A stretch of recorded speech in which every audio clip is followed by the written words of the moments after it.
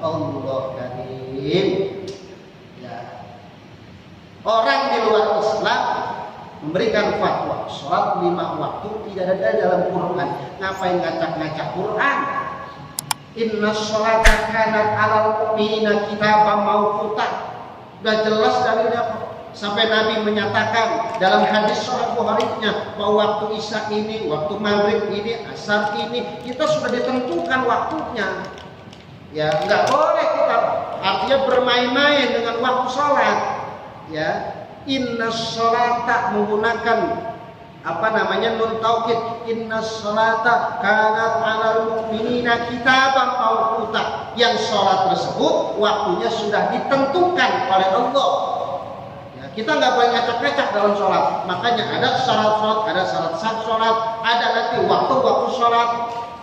Kenapa? Supaya kita tidak mengacak-acak hukum dan syariat Allah. Paham sampai di sini? Paham sampai di sini? Nah, karena sholat ini ada rukhsah, maka boleh digabung. Secara hukum nggak boleh. Ini saya singgung sedikit. Secara hukum nggak boleh sholat digabung-gabung. Masing-masing ada waktunya, ya, karena ada uzur, ada rukhsah, ya, sehingga orang diperbolehkan untuk apa? Menggabungkan 2 sholat menjadi 1 waktu, yang mana sholat yang kedua ditarik kepada sholat yang pertama, atau sebaliknya sholat pertama ditarik kepada sholat yang kedua. Paham sampai di sini? Ya, jadi kalau orang sholat yang pertama dulu, waktu yang pertama dulu. Kalau dia jamaah takdim, berarti dia harus ya sholat yang pertama dulu, baru yang kedua. Ya, kalau jamaah takdim. Ya, karena ini kita masuk dalam syarat jamaah takdim, maka sholat yang pertama harus dimulai sholat yang pertama dulu. Paham sampai di sini? Nah, yang kedua,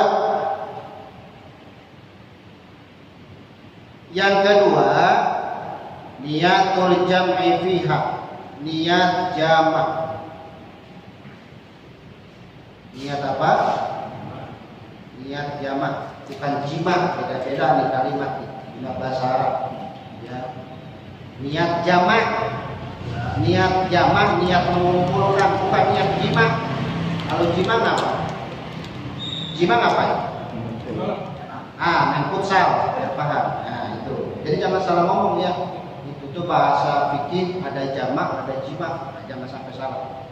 Nah, niatul jam'i fiha, niat jamak di dalam waktu apa? Waktu sholat. Niatul jam'i fil ula sholataini walau ma'as salami tamyizan li taqdimil masru'i min ghairihi wal afdalu qarnuha bit tahrimi khurujan minal khilaf. Nah, jadi gini. Niat menjamak di sholat yang pertama. Ya. Contoh. Usolli asar ditarik ke zuhur, namanya jamak apa? Takdim, karena kita lagi bahas jamak takdim. Asar ditarik ke zuhur. Usolli fardhu zuhri arba'a raka'atin masbu'an. Tuh. Dijamak dengan apa? Ilal asri adaan lillahi ta'ala. Tuh. Karena niatnya dikumpulkan di antara asar dengan zuhur, ya, mazmu'an, ya, ilal asri, ya, adaan lillah ta'ala, takbir Allah, niat. Yang gampang bahasa Indonesia dah, saya niat sholat pada zuhur 4 rakaat dijamak dengan asar karena Allah, selesai udah. Berarti sholat zuhurnya berapa rakaat? Berapa rakaat? 4 atau 2? 4. Kenapa 4? Karena belum kosor. Ya. 4. Assalamualaikum, selesai. Lalu dia diri lagi, qomat. Qomat kan sunnah sebelum sholat. Ya. Dia sholat asar karena tadi zuhurnya udah usolli fardhal asri arba'a raka'atin majmu'an ilaihi syuhru adaan lillahi ta'ala. Allahu akbar. Sholat asar berapa rakaat? 4. Tuh. Jadi niat menjamak. Kalau dia nggak ada niat menjamak, maka nggak jadi jamak takdimnya. Contoh, sholat zuhur dulu. Sholli fardhu zuhri arba'a raka'atin mustaqbilal qiblati adaan lillahi ta'ala. Niatnya seperti biasa. Allahu akbar. Yuk, assalamualaikum. Yuk, diri lagi. Qomat. Usolli fardhu asri arba'a raka'atin mustaqbilal qiblati adaan lillahi ta'ala. Allahu akbar. Yang jadi pertanyaan, jadikah jamak sholatnya? Jadikah? Kenapa nggak jadi? Apa? Nggak ada niat jamak. Sedangkan sholat zuhurnya sah apa enggak? Sah apa enggak? Zuhurnya sah apa enggak? Zuhurnya sah. Kalau sebelah mari zuhurnya sah enggak? Anda tahu. Zuhurnya sah enggak? Asarnya sah enggak? Zuhurnya sholatnya sah, asarnya tidak sah. Kenapa? Karena dia niat awalnya tidak menggunakan jamak. Jadi kalau dia sholat asar, sholatnya tidak sah. Nanti datang waktu asar, berarti dia sholat asar. Paham kami di sini? Terus ya. Yang ketiga, al-mu'alatu bainahuma.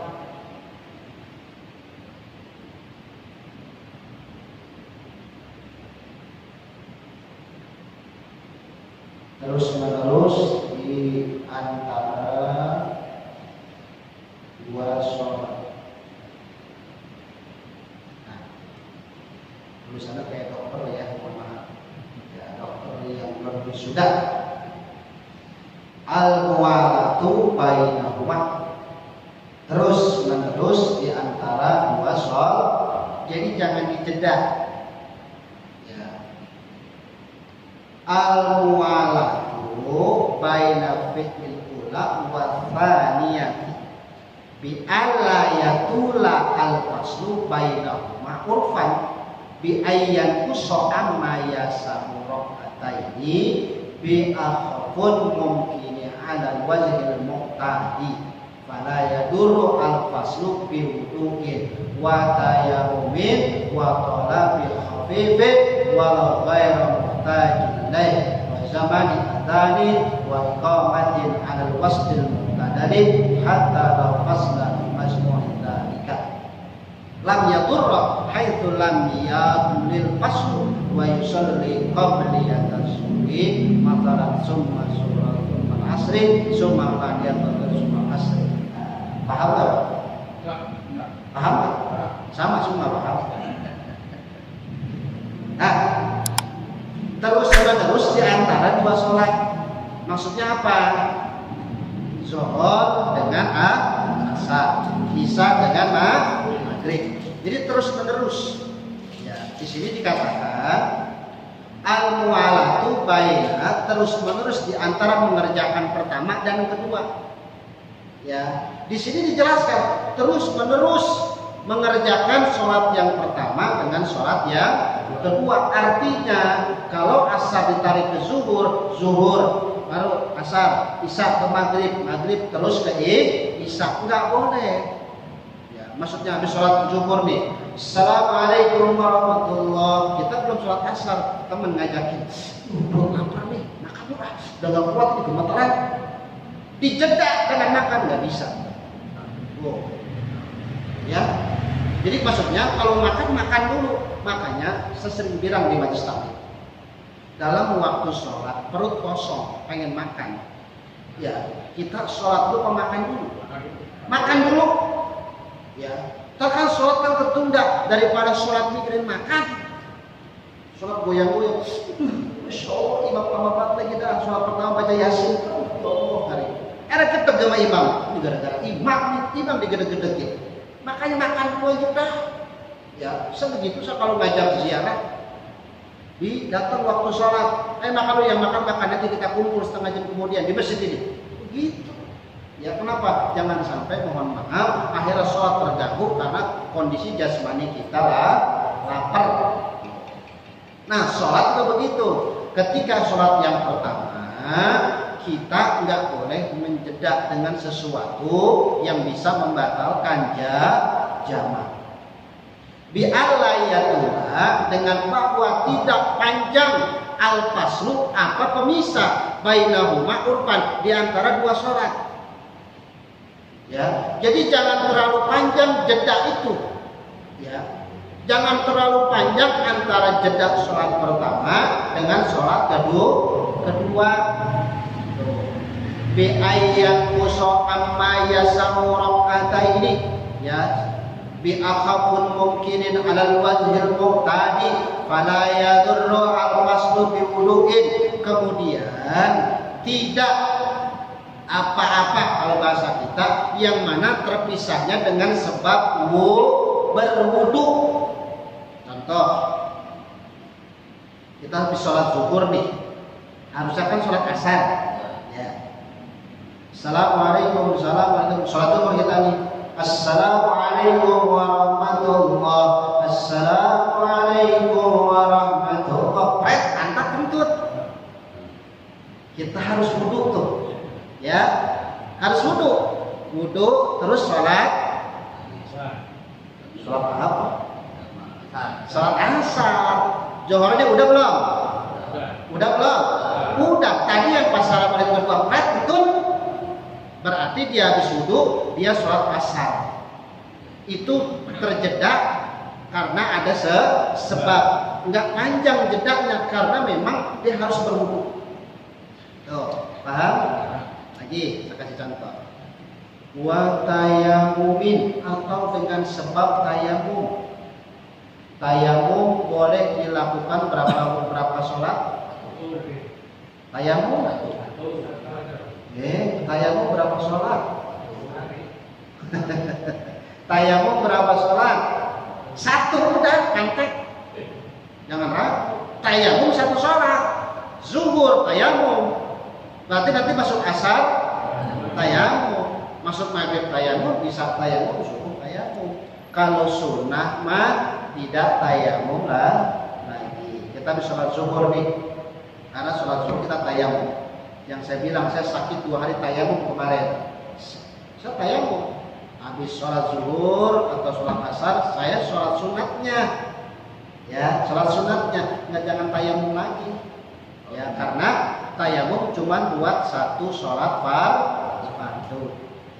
Nah, karena jamaah ini mengumpulkan 2 sholat, dia tayamum mau sholat zuhur. Tayamum, sholat zuhur selesai. Assalamualaikum, assalamualaikum. Berarti dia harus tayamum lagi buat melaksanakan sholat asar. Tayamum, takbir Allahu Akbar.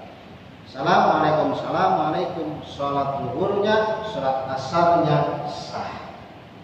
Ya, karena ada sebab. Ya, paham sampai di sini? Paham? Ya. Ya. Itu yang terjeda dari dengan dulu maupun yang tayang. Apakah itu juga harus didahului dengan komat? Ya. Jadi habis wudu nih. Komat, Allah, atau habis tayamum, Allah. Komat dengan azan sunnah sebelum sholat. Ya, ini azan dengan komat, 2 sunnah sebelum pelaksanaan sholat. Jadi kalau kita sholat di rumah mau sholat isya, katakan azan boleh nggak? Boleh nggak? Boleh. Siapa yang melarang? Asal pelan-pelan, jangan pakai mic. Di rumah Allah itu tangga bilang obatnya habis, itu kan begitu. Ya, pelan-pelan aja. Allahu Akbar. Habis azan dia komat, kalau komat itu sama sholat Allahu Akbar.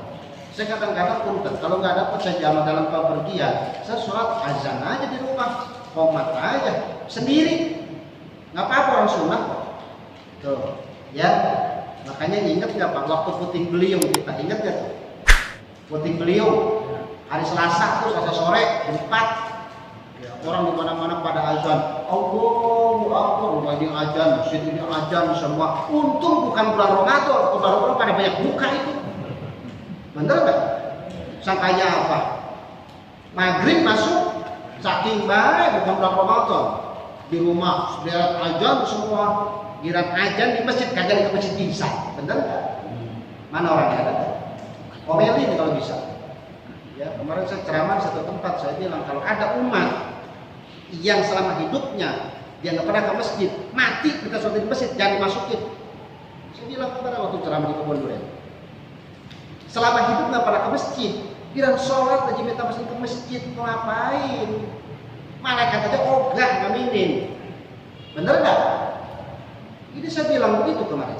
Ya sholat di rumah, masih hidupnya nggak mau ke masjid, mau ngapain? Bilang mati gitu, udah gitu. Ishadu hadza min ahlil khair semua. Khair di ngojek. Saya bilang gitu. Benar? Ini sekeras yang saya sampaikan ke Kebun Durian. Ya. Ya. Ketika seorang MC-nya ada waktu sholat jenazah dan dia mengatakan ishadu, tapi kita nggak pernah melihat orang itu. Gimana Ustaz? Nah, ini jadi nyinggung ke jenazah ini ya Pak. Ini gimana tuh? Ya, ini gimana nih? Kita nggak pernah melihat kebaikan tuh orang, tapi kita ishadu baik, kan gitu. Tahu nggak Pak ishadu artinya? Ishadu saksikan oleh kalian. Ya. Hadza zanajat min ahlil khair. Ini zanajah ini golongan para apa namanya orang-orang baik, bahasa kita begitu. Ya.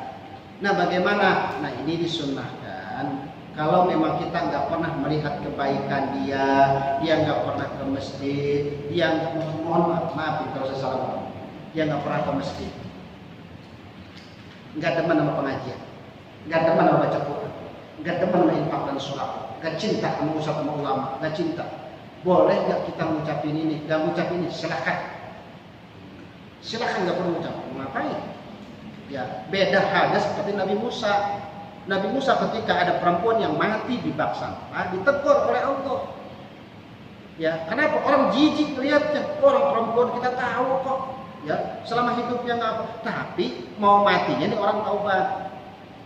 Oh, ya. Maka ketika kita tahu keseharian dia dengan kondisi bla bla, mohon maaf, bla bla bla segala macam.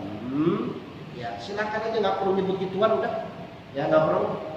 Ya, saya berapa kali nyolatin jenazah dengan imam yang berbeda, jarang yang nyebut itu. Karena mungkin barangkali, mohon maaf, si imam tahu kondisi itu mayit. Berapa kali saya saksi. Ya, si imam tahu dengan kondisi jenazah itu. Ya. Apakah ngaruh min ahlil khair? Itu cuma apa namanya sebutan. Intinya mah doa. Kenapa? Jangankan doa kita, orang yang mohon maaf. Orang nggak pernah sholat selama hidupnya, kita doain apakah nyampe? Kan begitu.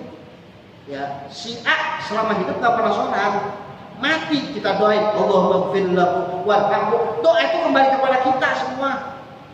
Amalan dia bagaimana? Sholat yang 5 waktu aja kagak dilaksanain. Bagaimana amalan yang lain orang tersebut? Kan begitu kata Nabi, awwalu ma yuhasabu bihil abdu yaumal qiyamah, yang pertama dihisab oleh Allah di hari kiamat tentang sholat. Ija sholuhat jas amalu kullu, kalau sholatnya benar semua amalnya. Ija pasadu kullu, kalau amal jelek semua, sholatnya nggak pernah dikerjain, amal yang ditolak oleh Allah.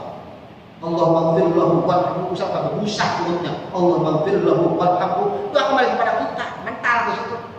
Saya bilang kemarin begitu. Jadi jangan sampai. Ya, makanya sholat ini nomor 1. Amal mau diterima yang lain, sholat intinya. Kalau amal nggak diterima, berarti ada yang salah dengan sholat kita. Itu banyak. Ya, jadi orang mau baca isyadu terserah, mau enggak ya terserah itu mah. Yang menarik Ustaz. Ya. Ketika orang tapi dia dia mengaku Islam, saya Muslim, tapi tidak pernah melakukan suatu ibadah seperti itu. Ketika itu apakah kita boleh mensolatkan, atau boleh juga tidak mensolatkan? Atau maksud orang fasik itu gimana ya Ustaz? Baik. Orang yang meninggalin sholat secara sengaja Man taraka sholat muta'ammidan